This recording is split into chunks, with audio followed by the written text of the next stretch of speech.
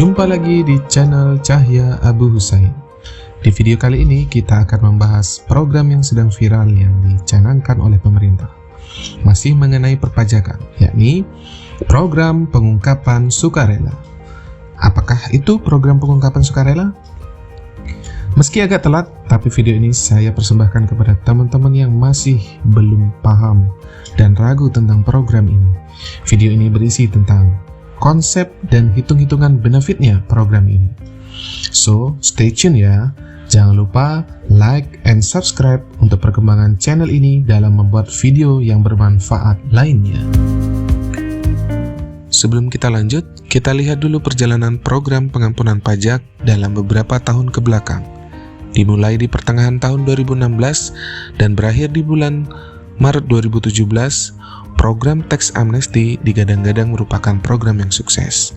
Lalu setelah itu, pemerintah menerbitkan aturan pas final bagi wajib pajak yang tidak ikut tax amnesty hingga tahun 2019, maupun yang telah ikut tax amnesty namun masih terdapat harta sampai dengan tahun pajak 2015 yang belum dilaporkan.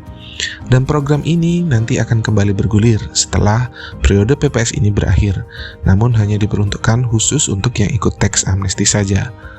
Nah, sebagaimana kita ketahui bersama bahwa mulai 2018 telah disepakati pertukaran data keuangan antar negara dan keterbukaan informasi perbankan.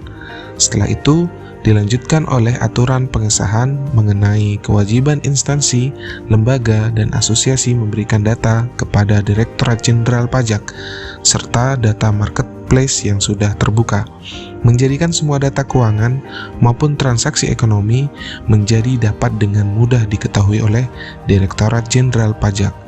Maka dari itu sangat diperlukan insentif kepada para masyarakat ekonomi, baik yang sudah terdaftar sebagai wajib pajak maupun calon wajib pajak untuk dapat ditutup kewajiban perpajakannya yang telah lampau yang belum diungkapkan dalam sebuah kebijakan yang baru.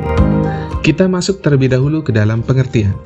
Menurut Undang-Undang, PPS sendiri diartikan pemberian kesempatan kepada wajib pajak untuk melaporkan atau mengungkapkan kewajiban perpajakan yang belum dipenuhinya secara sukarela, yaitu dengan dua cara.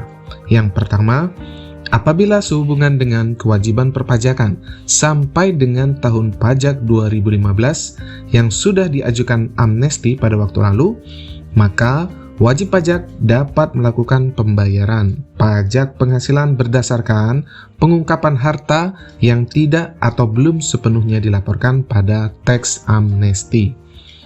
Poinnya, jadi hanya pada harta yang belum dilaporkan pada tax amnesty saja ya.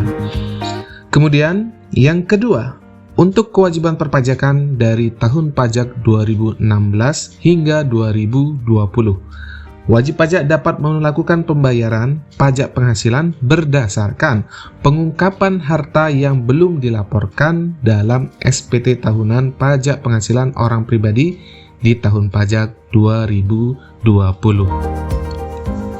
Nah, perlu ditekankan di sini ya guys, bahwa pajak penghasilan ini bukan merupakan objek pajak yang baru yang dikenakan dari kepemilikan harta. Namun semata PPS ini hanya sebagai sarana pengganti dalam pelaksanaan kewajiban perpajakan yang telah terlewati dan alpa kita laksanakan.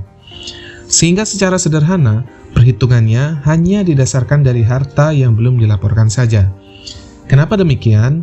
Karena notabene harta pada akhirnya adalah merupakan gambaran dari seberapa besar penghasilan yang kita dapatkan. Baik, lalu untuk siapa sih sebenarnya program ini? Untuk menjawab pertanyaan ini, silakan disimak ilustrasi pada tabel berikut. PPS ini terdiri dari dua kebijakan. Nah, untuk kebijakan pertama, dikhususkan untuk wajib pajak yang telah ikut tax amnesty, namun masih terdapat harta di tahun 2015 yang tidak dilaporkan pada amnesti tersebut. Ini poinnya. Lalu untuk kebijakan kedua, diperuntukkan hanya kepada orang pribadi saja yang sepanjang tahun pajak 2016 hingga 2020 belum melaporkan penghasilan dengan benar dan melaporkan harta dengan lengkap, sehingga pajak penghasilan yang telah ditunaikan belum sesuai dengan yang sebenarnya. apalagi belum sama sekali melakukan pembayaran pajak penghasilan ya guys, sementara kita mampu. Sebagai contoh untuk kebijakan 2 ini, kita lihat kondisi pertama. Wajib pajak melaporkan pada SPT tahunan dengan pendapatan bersih sebesar 100 juta rupiah dan harta bersih sebesar 50 juta rupiah.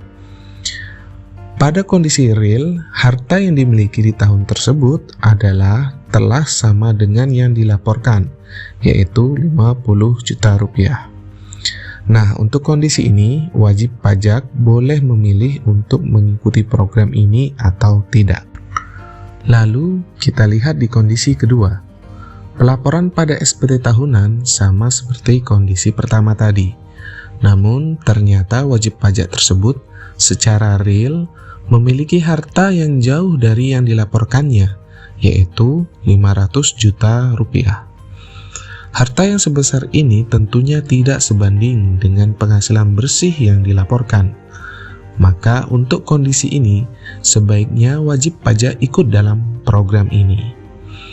Nah, untuk kondisi yang ketiga, apabila wajib pajak melaporkan SPT tahunan dengan kondisi nihil tanpa penghasilan dan harta, atau wajib pajak tidak lapor SPT tahunan sama sekali, atau bahkan bisa jadi tidak memiliki NPWP.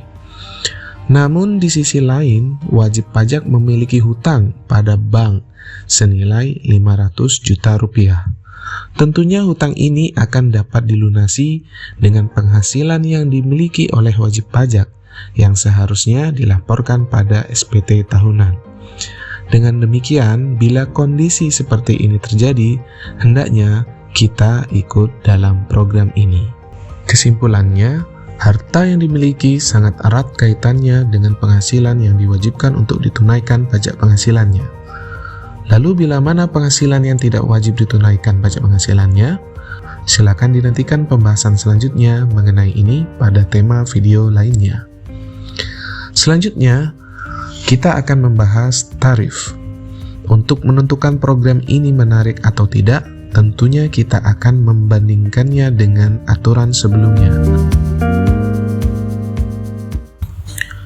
Untuk kebijakan 1, terdiri dari 3 tarif, yakni 12,5% bagi WP UMKM dan berpenghasilan tertentu, 25% untuk WP badan, dan 30% untuk WP orang pribadi, selain WP UMKM dan berpenghasilan tertentu tersebut. Nah, sekali lagi, bahwa kebijakan 1 ini adalah hanya untuk wajib pajak yang dahulu telah mengikuti program pengampunan pajak, namun masih terdapat harta yang tertinggal belum dilaporkan. Harta ini diperoleh sampai dengan tahun 2015 saja. Jadi, sebelum program ini berlaku, atau setelah selesai nanti, yakni setelah Juni 2022, apabila wajib pajak masih terdapat harta yang terlewat dilaporkan, maka akan dikenai tarif normal ini. Bila membandingkannya dengan tarif kebijakan 1 yang paling rendah, yaitu sebesar 8% bila tidak diinvestasikan, maka program pengungkapan sukarela atau PPS ini sangat menguntungkan sekali, yaitu berselisih sebesar 4,5% ditambah dengan tidak dikenainya sanksi. Apalagi bila harta tersebut kita investasikan, maka kita bisa berhak menggunakan tarif sebesar 6% atau untung sebesar 6,5% dan tidak dikenai sanksi.